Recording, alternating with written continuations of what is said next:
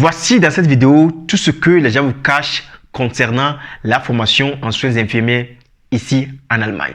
Cette vidéo n'est pas là pour te décourager, mais cette vidéo est là pour te mettre en garde. Pour toi qui veux faire la formation en soins infirmiers ici en Allemagne, pour que tu puisses connaître des informations avant d'entrer dedans. Parce que j'ai remarqué que la plupart des personnes qui viennent ici en Allemagne pour faire la formation en soins infirmiers, ils n'ont aucune information et après, ils sont vraiment déprimés et ils continuent pas à dire que ouais, je ne savais pas que c'était comme ça la formation. Si je savais, je n'ai pas venu pour faire cette formation. Si je savais que c'était dur comme ça, je n'allais pas le faire. Donc c'est pourquoi à travers cette vidéo, j'aimerais te mettre en garde et toi si tu puisses également savoir ce qui se passe dans cette formation pour que tu te prépares très bien avant de venir. Parce que moi qui suis coach en immigration et je prône le voyage sur l'Allemagne. C'est pourquoi j'ai créé la chaîne Voyager en Allemagne pour pouvoir vous donner des informations. Donc, je ne suis en aucun cas quelqu'un qui est là pour vous décourager, mais quelqu'un qui est là pour vous encourager, pour vous montrer la réalité du terrain. Si tu n'es pas encore abonné, je t'invite vraiment à le faire. Active la cloche de notification, partage cette vidéo avec tes amis qui veulent également faire une formation en soins infirmiers ici en Allemagne pour qu'ils soient également informés de la situation actuelle. Le premier problème que tu auras ici en Allemagne lorsque tu veux faire la formation en soins infirmiers, c'est le problème de langue. La langue, c'est vraiment le grand problème que la plupart des personnes qui commencent cette formation ici en Allemagne ont. C'est pourquoi souvent on invite les gens à apprendre la langue allemande jusqu'au B2 minimum avant de venir. Parce que les gens ont appris la langue allemande même avec B2 minimum. Arrivés sur le terrain, ils ont des difficultés.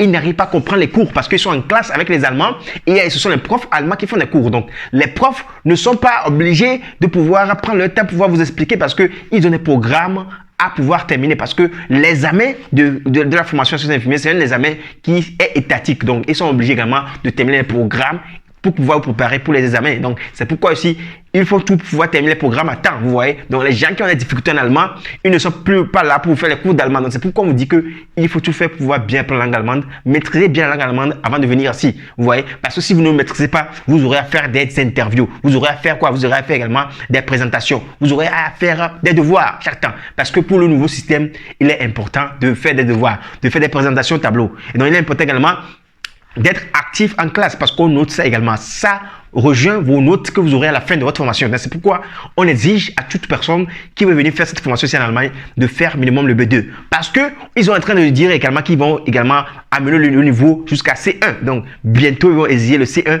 Si vous n'avez pas le C1, vous ne pouvez pas venir ici en Allemagne pour faire ça.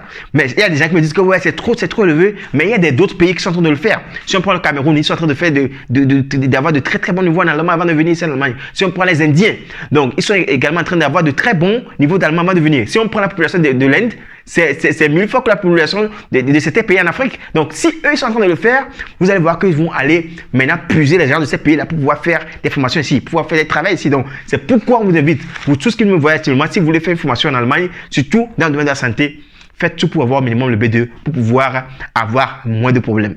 Le deuxième point, c'est le loyer. Vous allez voir que souvent, lorsqu'on parle de la formation soins infirmiers, on dit que ouais, la formation vous permet de gagner 800 à 900 euros net par mois. Et donc, lorsque les gens voient l'argent comme ça, ils commencent en même temps pas calculer l'argent, ils commencent pas à multiplier ça dans leur pays d'origine. Ils se disent ouais, c'est beaucoup d'argent. Hein. Si on dit 800 euros, 900 euros, c'est beaucoup d'argent. Ouais.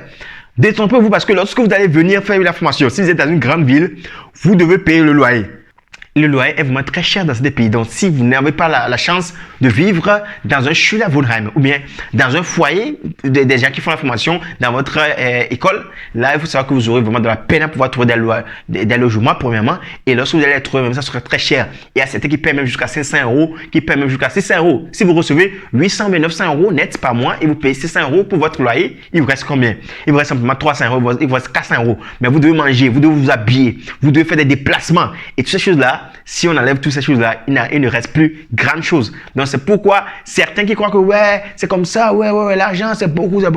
Il faut que vous vous préparez très bien. Il faut savoir combien vous allez payer pour le loyer, combien vous allez faire comme épargne. Parce que lorsque les gens vont voir qu'à la fin du mois, ils n'ont plus rien sur le compte, il y a certains qui commencent pas à déprimer. Donc, c'est très important de voir ce côté également, de voir où est-ce que vous allez vous loger. C'est très important ce côté. Le troisième point, parlant de logement, il y a cette qui dit que il y a mon école qui est proche de moi, ok, donc comme je vis dans l'appartement de mon employeur, mon école est proche de moi, mais ce que vous devez savoir, c'est qu'au niveau de la nouvelle formation, vous êtes obligé de travailler dans plusieurs cliniques, vous voyez. Donc si vous êtes obligé de travailler dans plusieurs cliniques, et si vous vivez quelque part, si vous vivez par exemple dans quelque part qui est un peu reculé, et vous devez faire des freudis, vous devez travailler le matin, dans un hôpital donné, vous devez vous lever déjà à 3 heures, à 4 heures. Et il y a des gens qui se lèvent, vous allez même voir personne sur la route.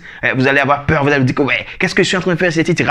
Il faut que vous ayez ça en tête parce que ça arrivera que vous allez passer par ces moments-là. Vous allez vous lever 4 heures, marcher sur la route, vous n'allez voir personne, vous aurez peur, etc.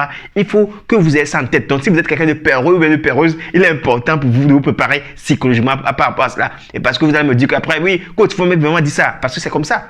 Vous allez travailler quelque part, vous êtes obligé de prendre le train, par exemple, faire jusqu'à 1 heure, 2 heures, 3 heures avant d'aller au boulot. Vous voyez? Donc, c'est pourquoi c'est très important, chers amis, de vous préparer psychologiquement également pour cela, pour que vous ne soyez pas déçus.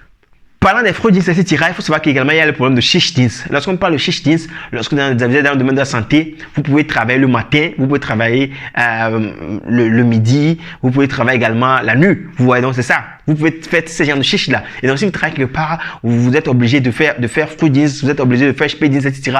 Stabilise. Vous allez vous voir que ouais, ok, aujourd'hui je veux bien dormir, mais etc. Mais ça va vraiment troubler votre sommeil parce que vous vous levez aujourd'hui à une heure donnée et le lendemain vous vous levez à une autre heure donnée. Donc ça déstabilise. Et il y a certains qui ne sont pas vraiment motivés, mais certains qui n'ont pas l'expérience dans ce domaine-là, ils ont vraiment des problèmes de santé ici. Voilà, c'est pourquoi il est important que toi qui me suis actuellement, si tu veux faire vraiment la formation en soins infirmiers, il va falloir te préparer à cela pour que tu ne sois pas déçu. La cinquième chose que vous devez savoir, c'est quoi? C'est que le flégué qu'on fait en Afrique, c'est différent du flégué ici en Allemagne. Si on parle de la formation en soins infirmiers qu'on fait dans notre pays, en Afrique, c'est différent par rapport à la formation qu'on fait ici en Allemagne, ce qu'on appelle formation de Pflegefachfrau, mais Pflegefachmann, c'est vraiment différent.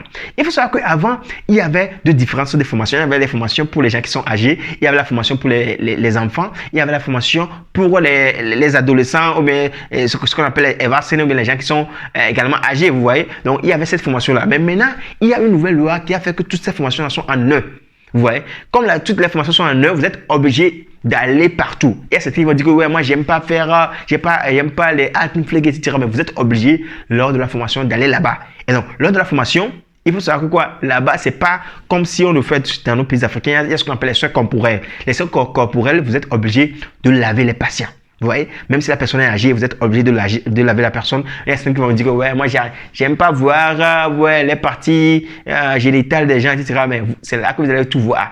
Hein? Vous allez laver les choses là, vous allez également, même si une personne a fait caca sur lui, vous êtes obligé de le faire. Vous êtes obligé de ramasser ça, de nettoyer la personne. Il y a certains moments à la maison, ils n'arrivent même pas à voir le caca de leur petit frère, etc. Mais maintenant, ce sont les cacas des personnes âgées que vous allez voir. Des cacas qui sentent vraiment. Vous êtes là-bas, vous allez dire que wow, fou, etc. Mais vous n'êtes pas même obligé de dire que ouais, ça sent. Parce que vous êtes en formation, vous n'êtes pas obligé de le faire. Donc c'est pourquoi je vous le dis déjà. Et vous êtes également obligé de donner des nourritures aux personnes âgées.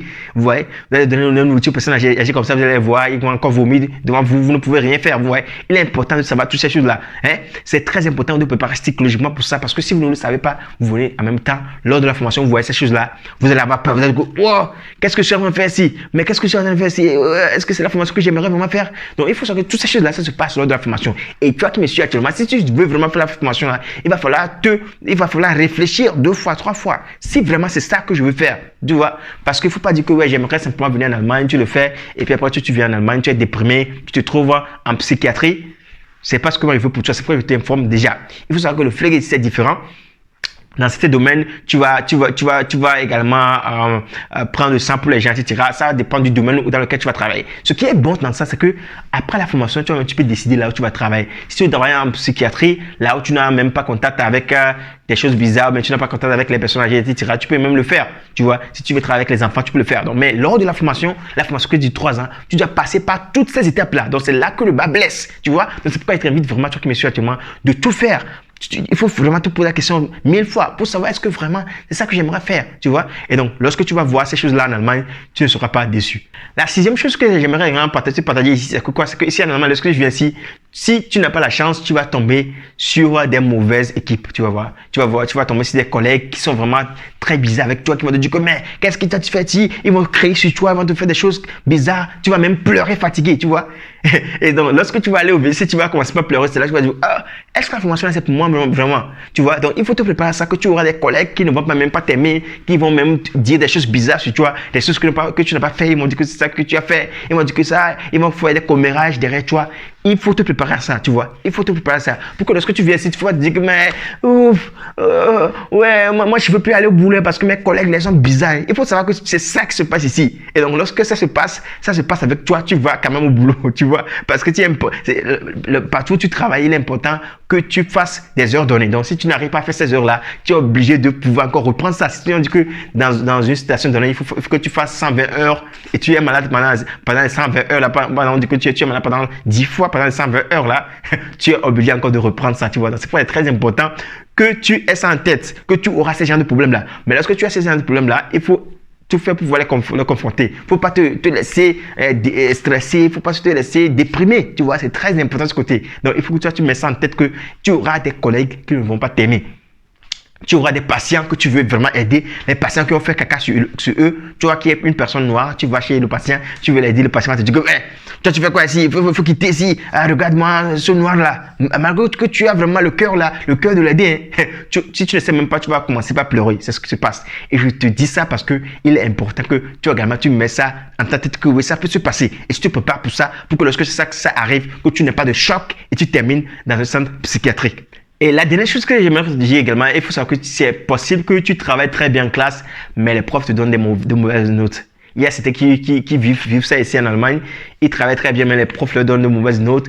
Tu travailles très bien. On dit que, mais pourquoi toi comme ça? Non, ils ne croient pas que tu peux bien écrire comme ça. Tu peux écrire un devoir qui est très propre. On va dire que, mais qui ne croient pas que c'est toi qui as écrit ça, que ouais, tu as donné ça à quelqu'un, mais tu as écrit ça avec Internet, tu as copié, corrélé quelque part. Tu peux bien écrire, parce que surtout les gens qui font la germanistique avant de venir ici en Allemagne, ils sont très bien écrits. Tu peux bien écrire des choses en disant que non, c'est pas toi qui as écrit, non, c'est une autre personne qui a écrit, et tu seras déçu. Donc moi, j'aimerais te dire à travers cette vidéo que lorsque ces choses vont passer, il ne faut pas que tu sois déçu. Il ne faut pas te dire que mais non, je veux plus faire la formation, je vais démissionner. Non. Lorsque tu démissionnes là-dessus, il faut savoir que tu es en train de te faire des problèmes en Allemagne. Donc, tu vois. Donc tout ce que je vais citer maintenant, c'est beaucoup de choses. Et j'aimerais t'inviter vraiment à mettre ça en tête que lorsque ça va te passer ici en Allemagne, que tu sois prêt à ça, que tu sois prêt à pouvoir confronter ça.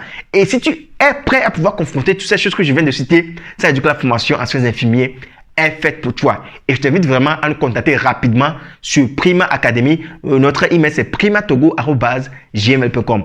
primatogo@gmail.com. Si tu as déjà ton B2, tu peux nous envoyer tes documents.